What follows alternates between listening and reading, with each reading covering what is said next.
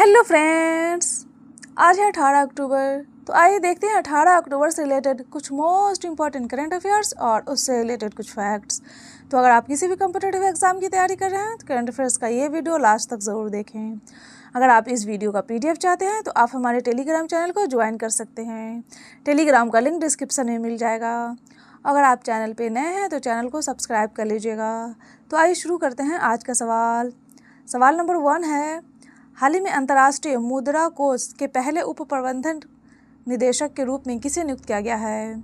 तो नियुक्त किया गया है अभी डैनियल कैट्स को अंतर्राष्ट्रीय मुद्रा कोष के पहले उप प्रबंध निदेशक के रूप में, यानी IMF के रूप में। आइए देखते हैं इसके आंसर को डिटेल से।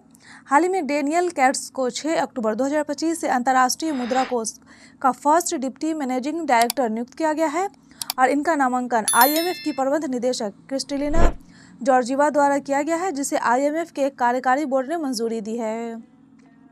और IMF यानी इंटरनेशनल मॉनेटरी फंड की स्थापना 27 दिसंबर 1945 को हुआ था और इसका मुख्यालय वाशिंगटन DC में है और इसके प्रबंध निदेशक हैं क्रिस्टलिना जॉर्जीवा। आइए देखते हैं अगला नंबर सवाल। सवाल नंबर 2 है, हाल ही में विश्व एनेस्थीसिया दिवस कब मनाया गया है? तो ये मनाया गया है अभी 16 अक्टूबर को। आइए देखते हैं इसके आंसर को डिटेल से।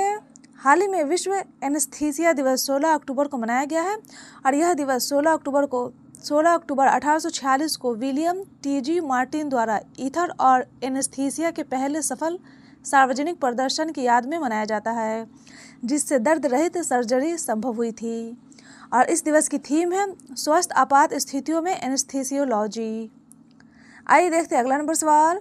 सवाल नंबर 3 है, हाल ही में राइट टू डिस्कनेक्ट विधेयक लाने वाला भारत का पहला राज्य कौन बन गया है? तो भारत का पहला राज्य बन गया है केरल। आइए देखते हैं इसके आंसर को डिटेल से। हाल ही में केरल विधानसभा ने Kerala right to disconnect bill 2025 को एक निजी सदस्य विधेयक के रूप में पेश किया है और इसका उद्देश्य कार्य के घंटे के बाद कर्मचारियों को काम से संबंधित संचार जैसे कॉल, ईमेल, मैसेज का जवाब न देने के लिए कानूनी अधिकार प्रदान करना है। आइए देखते हैं अगला नंबर सवाल। सवाल नंबर 4 है, हाल ही में भारत में हाथियों की संख्या में कितने प्रतिशत की गिरावट दर्ज की गई है? तो हाथियों की संख्या में 18% की गिरावट दर्ज की गई है। आइए देखते हैं इसके आंसर को डिटेल से। हाल ही में भारत में पहली बार जंगली हाथियों की गणना DNA तकनीक से की गई, जिसमें यह पता चला कि 2017 की तुलना में उनकी संख्या लगभग 18% की गिरावट आई है।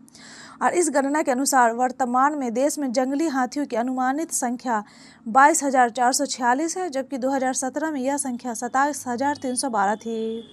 और यह सर्वेक्षण अखिल भारतीय समकालिक हाथी आकलन 2021-25 के तहत किया गया है।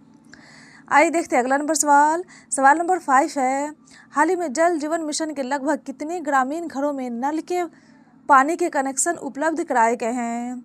तो ये उपलब्ध कराए गए हैं 15.11% घरों में। आइए देखते हैं इसके आंसर को डिटेल से।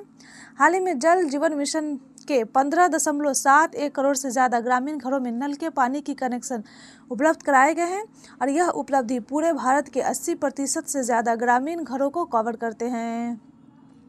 और इस मिशन ने ग्रामीण विकास को गति दी है और जीवन स्तर में सुधार किया है। और यह मिशन 15 अगस्त 2019 को प्रधानमंत्री नरेंद्र मोदी द्वारा शुरू किया गया था। आइए देखते हैं अगला नंबर सवाल। सवाल नंबर 6 है, हाल ही में अंतर्राष्ट्रीय गरीबी उन्मूलन दिवस कब मनाया गया है? तो ये मनाया गया है 17 अक्टूबर को अंतर्राष्ट्रीय गरीबी उन्मूलन दिवस मनाया गया है। आइए देखते हैं अगला नंबर सवाल। सवाल नंबर 7 है, हाल ही में 16वीं अंतर्राष्ट्रीय रेलवे उपकरण प्रदर्शनी का उद्घाटन कहाँ किया गया है? तो इसका उद्घाटन किया गया है नई दिल्ली में। 16वीं अंतर्राष्ट्रीय रेलवे उपकरण प्रदर्शनी का उद्घाटन नई दिल्ली में किया गया है। आइए देखते हैं अगला नंबर सवाल।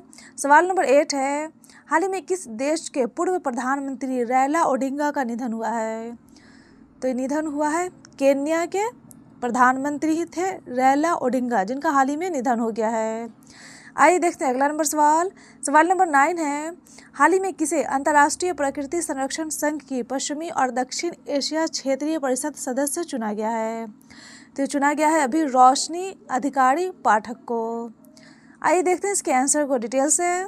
हाल ही में Nepal forum of environment journalist की पूर्व अध्यक्ष रोशनी अधिकारी पाठक को वर्ष 2026 से 2029 के लिए अंतर्राष्ट्रीय प्रकृति संरक्षण संघ की पश्चिमी और दक्षिण एशिया क्षेत्रीय परिषद सदस्य चुना गया है। आइए देखते हैं अगला नंबर सवाल। सवाल नंबर 10 है, हाल ही में किस राज्य सरकार ने यूसीसी के तहत विवाह पंजीकरण नियमों को आसान बनाया है? तो ये बना है अभी उत्तराखंड सरकार ने। आइए देखते हैं इसके आंसर को डिटेल से। हाल ही में उत्तराखंड सरकार ने समान नागरिक संहिता यानी यूसीसी में संशोधन किया है ताकि राज्य में रहने वाले नेपाली, भूटानी और तिब्बती मूल के नागरिकों को बिना आधार कार्ड के अपनी विवाह का पंजीकरण कर सकें। तो ये था डेली करंट अफेयर्स का वीडियो। अगर आपको ये वीडियो अच्छा लगा हो तो वीडियो को लाइक कर दीजिएगा और चैनल को सब्सक्राइब कर दीजिएगा और अपने दोस्तों के साथ शेयर भी कर दीजिएगा। Best of luck, take care.